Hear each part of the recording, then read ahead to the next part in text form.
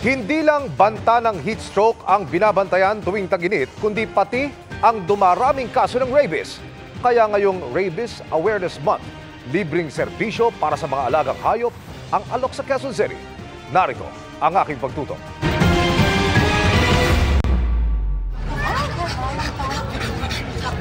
Maagang inilakad ni Domer Esperas ang kanyang 5 alagang asong sina Jaguar, Twinkle, Heart, Pepper at si Ginger. Ang kanilang destinasyon, Quezon Memorial Circle, kung saan idinaos buong araw kanina ang Rabies Awareness Month. Doon, bit-bit na mga fur parent ang kanilang mga alagang aso at pusa. May lahi man o wala na kung tawagin din ay aspin o puspin. Sa aktibidad na ito, libre lahat ang serbisyo sa mga alagang hayop ng mga residente ng Quezon City, kabilang ang pagkapon.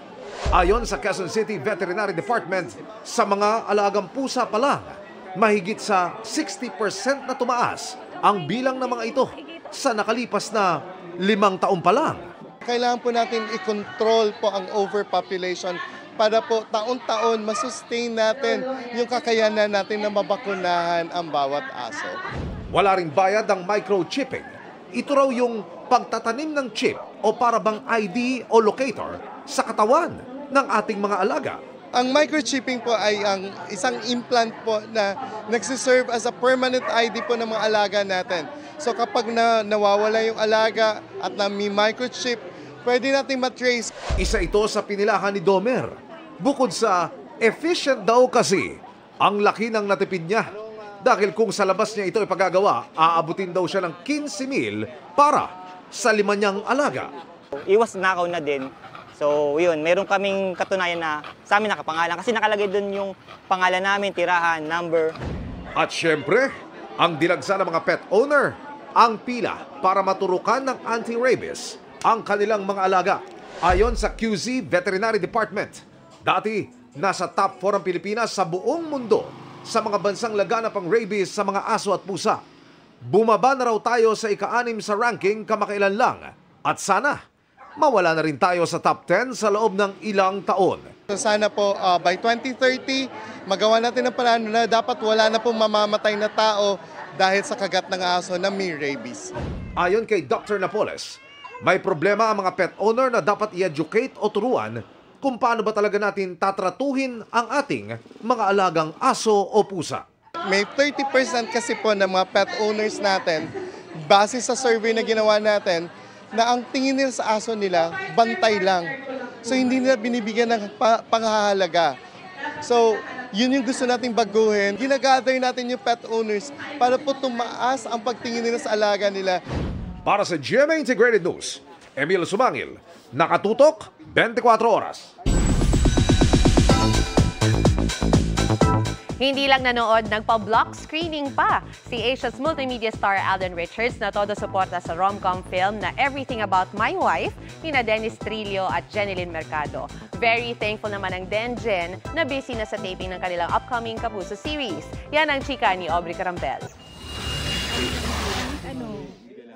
Di na rin nagpahuli sa must-watch rom-com film na Everything About My Wife si Asia's multimedia star Alden Richards. Full support si Alden kina Jenilyn Mercado at Dennis Trillo, kaya nagpa-block screening pa siya. Malapit kasi sa akin si Jen at si Dencho. Kaya parang sabi ko when this movie came out, and then I'm hearing a lot of good reviews, we should start an environment like that towards one another. We support each other. Siyempre, napaka-sweet ni Alden. Thank you, Alden. Nagpasalamat sa kanya dahil sa lagi niyang pagsuporta sa mga kasama sa industriya, sa mga kaibigan, sa pag-uplift ng pelikulang Pilipino. Ang tagal na naming nagkatrabaho, pero hanggang ngayon, ganun pa rin yung Alden na kilala ko. Napaka-generous at napakabait, napaka-supportive. Wish nga raw ni Alden na muling makatrabaho ang Denjen. Nasa bucket list ko rin yun to be, of course, makatrabaho ko silang dalawa again, actually. Tsaka mabubuting tao eh. Doon ako, that's what I'm banking on. So they deserve all the support they can get, and they deserve all the support they've been getting for every projects that they do. Ang Everything About My Wife, ang highest grossing Filipino film na Hello Love Again, at ang MMFF 2024 Best Picture na Green Bones, ipalalabas sa nagaganap ngayon na Manila International Film Festival sa Los Angeles sa Amerika. At least madadala namin yung dalawang pelikula namin sa US.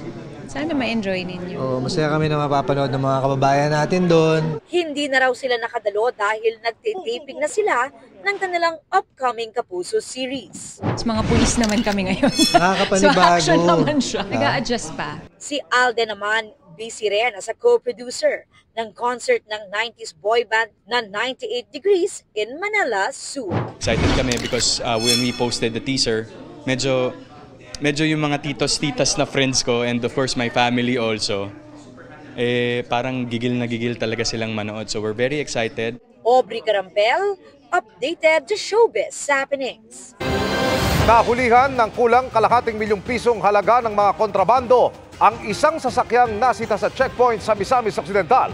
Kabilang sa mga inarestong sakay niyan, ang hepe ng pulisya ng isang bayan sa probinsya. Narito ang eksklusibo kong pagtutok. Nasakyan na ni Juan. Tinakbuhan daw ng sasakyang ito ang checkpoint ng pulisya sa Oroquieta, Misamis Occidental, pero nasabat din ng mga pulis sa kabilang kanto. Heavily tinted ang sasakyan, sakay ang 3 pasahero. At nang i-check ng mga pulis, may kurtinang nakatabing sa hinihinalang mga kontrabandong lula nito. The initial violation ay yung pag-iwas na sa Comelec checkpoint. Out na yung kapulisan natin na may illegal tong ginagawa. Turn out na may lamang allegedly smuggled cigarettes. Kulang kalahating milyong pisong halaga ng kontrabando ang nasabat ng pulisya. Arestado ang driver at 2 pa niyang pasahero. Hindi pinangalanan ng pulisya pero kinumpirma nila sa GMA Integrated News na Chief of Police ng isang bayan sa naturang probinsya ang may dala ng sasakyan. Nakitaan din ng isang firearm at nakilala yung isang personnel or passenger na isang pulis pala. Anong posisyon mo nito? Ito po ay isang officer in charge ng isang police station. The vehicle is owned by the aforesaid police officer. Patuloy namin sinusubok na makunan ng panig ang inaresto. Samantala, tinatayang hindi bababa sa 15 million pesos na halaga ng mga smuggled din na sigarilyo ang nasabat ng mga otoridad sa port ng Maynila. Galing daw ito ng Zamboanga at tinangkang ipasok sa Metro Manila. Nakakuha po ng intelligence report yung Zamboanga natin na may ikinargang isang undocumented container van. Under investigation na kung sino ang nasa likod ng smuggled items na ito na lubang nakaka-apekto raw sa ekonomiya ng bansa. Kawawa po yung mga legitimate na negosyante. Bibigay ng tamang taxes sa ating gobyerno. Para sa GMA Integrated News, Emil Sumangil, nakatutok 24 oras. Hindi college graduate pero may work experience? Pwedeng makakuha ng college degree gamit ang inyong karanasan at mga training sa ilalim ng isang programang pinalawig pa ng isang bagong lagdang batas. Nakatutok si Darlene Kai. First year na sa kanyang business management course si Angeline nang unang magkaanak. Hindi na siya nakabalik sa kolehiyo dahil tinutukan ng kanyang pamilya at kinalaunan ay nagtrabaho na rin. Naka-10 taon man sa sales at 5 taon bilang barangay health worker at ngayon secretary, baka anya mas marami pa siyang naging oportunidad kung may college degree. Sobrang laki ng epekto kasi di ba pagka nag-apply ka ng, yung mga gusto mo talagang applyan na trabaho, hindi ko siya ma-achieve dahil nga kasi laging hinahanap college graduate, kailangan at least 2 years to 3 years course bago ka makapag-apply. Syempre, hindi naman ako Ngayon, mas posible na yan sa bagong lagdang Expanded Tertiary Education Equivalency and Accreditation Program o ETIAP Act. Sa ETIAP kasi magkakaroon ng mekanismo para kilalanin ang mga dati ng pinag-aralan, pati kaalaman at karanasang nakuha sa trabaho o ibang training at ituring itong alternatibo sa college classes para makuha ang kapantay na bachelor's o college degree. Pwedeng kumuha nito basta Pilipino, edad 23 pataas, may high school diploma at 5 taon o higit pa sa isang trabahong may kinalaman sa gustong makuhang college degree. This is important because your work will be evaluated and credited as units in your degree program. Kung pasok, mag-apply lang sa isa sa mahigit 100 ETIAP authorized schools na nakalista sa CHED regional offices. Sila ang mag-a-assess kung sapat ng unit ng experience mo. Once they apply, they should already bring with them the certificates of their work experience, etc. Kung lumabas na kailangan pang mag-take ng dagdag units o subjects para sa isang degree, pwede namang mag-online, night o weekend classes. Kung tutuusin, hindi naman na raw bago yung ETIAP dahil may executive order na ukol dito noon pang 1996. Pero ngayong may batas na ay mas mapapalawak at mas mabibigyang pondo raw ito ng pamahalaan para mas marami rin ang makinabang. Dahil dito, binigyan ng kapangyarihan ang Commission on Higher Education o CHED. Bilang lead agency, mas mapapatatag ang standards, monitoring at implementasyon ng ETIAP program sa buong bansa. Target daw na madoble ang mga kolehiyo at universidad na nag-aalok ng ETIAP. Noong executive order pa lang ay mahigit 41,000 ang ETIAP graduates mula 1999 hanggang October 2024. Ngayon, excited na si Angeline na madagdag sa bilang na yan. Mas gusto ko po yung yung may picture ka, syempre nag-graduate ka. Syempre, iba pa rin yung nakatapos ka. Para sa GMA Integrated News, Darlene Kai, Nakatutok, 24 Oras. Mga kapuso, kahit napakainit ang panahon sa malaking bahagi ng bansa, may ilang lugar na binaha at binayo ng malakas na hangin. Gaya po sa Libungan, Cotabato na niragasan ng baha ang spillway. Kasunod ng malakas na ulan kahapon, may umapaw ring sapa kaya binaha ang kalsada at pinasok ng tubig ang mga bahay. Sa Maguindanao del Norte naman, humambalang sa kalsada ang ilang malalaking puno na nabuwal sa lakas ng hangin at ulan. Walang nasaktan pero stranded ang ilang motorista. Ayon sa Pag-asa, dulot po yan ng thunderstorms na pwede ring maranasan kahit maalisangan. Nagbalik na ang amihan pero sa extreme northern Luzon lang nakakaapekto. Mainit na easterlies pa rin ang iiral sa natitirang bahagi ng bansa. Bukas, pinakamainit at posibleng pumalo sa 42 degrees Celsius. Ang heat index sa Dagupan, Pangasinan, Iba, Zambales, Ambulong sa Tanawan, Batangas, San Jose, Occidental Mindoro at Cuyo, Palawan. Sa Metro Manila, nasa pagitan niya ng 39 hanggang 40 degrees Celsius. Malinsangan din sa iba pang bahagi ng bansa. Base naman sa datos ng Metro Weather, may tsansa pa rin ng ulan bukas lalo sa hapon o gabi. May malalakas na ulan sa Northern Luzon, Palawan, Bicol Region at Mindanao. Mababa naman ang tsansa ng malawakang ulan sa Metro Manila pero mainit pa rin ang panahon kaya dalhin pa rin ang payong kung may lakad.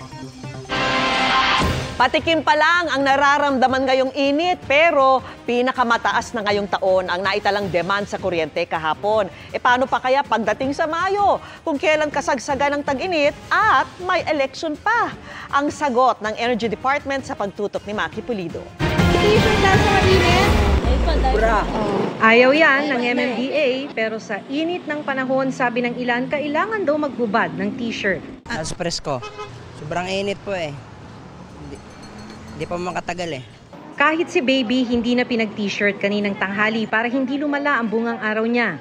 Ngayong araw, 4 na lugar ang nakaranas ng heat index na nasa danger category. Ang Dagupan, Pangasinan kung saan umabot sa 45 degrees Celsius, 42 degrees Celsius naman sa Iba, Zambales, San Jose, Occidental Mindoro at Cuyo, Palawan. At mentras umiinit ang panahon, lumalakas din ang konsumo ng kuryente.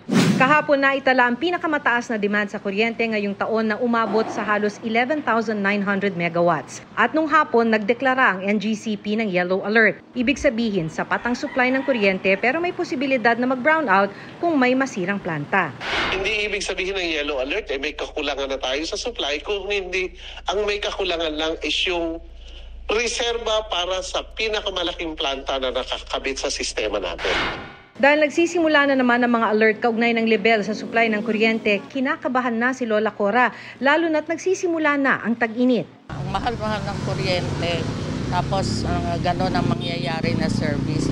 Sa forecast ng DOE, pinakamataas ang magiging demand sa buwan ng Mayo, kasagsagan ng tag-init at panahon ng eleksyon. Maaring umabot sa 17,000 megawatts ang demand pati nakakailanganing reserba. Pero sabi ng DOE, may available supply na 19 to 20,000 megawatts. Dahil may mga inaasahan silang mga bagong planta ng kuryente, kaya tataas ng 20% ang supply. Kahit daw magkasira ang mga planta na aabot sa 700 megawatts, kakayanin ang supply ng kuryente. Isinama na natin yung sa projection natin, pagsasimulate natin, yung average for the last 3 to 4 years na outages. So naka-input na yun. Binabawi pa lang ni Jenny ang pinuhunan sa kanyang laundry shop. Kaya sana nga raw hindi magka-rotational brownout nitong tag-init. Pag wala kaming kuryente, wala kaming operation. Magko-close kami. Hindi naman daw sinasabi ng DOE na bawasan ang paggamit ng kuryente ngayong tag-init, maging wais lang sa paggamit. Ilan lang dito ay gawing 24 to 26 degrees sa halip na 18 degrees ang temperatura ng aircon at ihanda ng pitchel na may yelo para sa malamig na tubig kaysa bukas-sara ang refrigerator. Para sa GMA Integrated News, Maki Pulido, nakatutok 24 oras.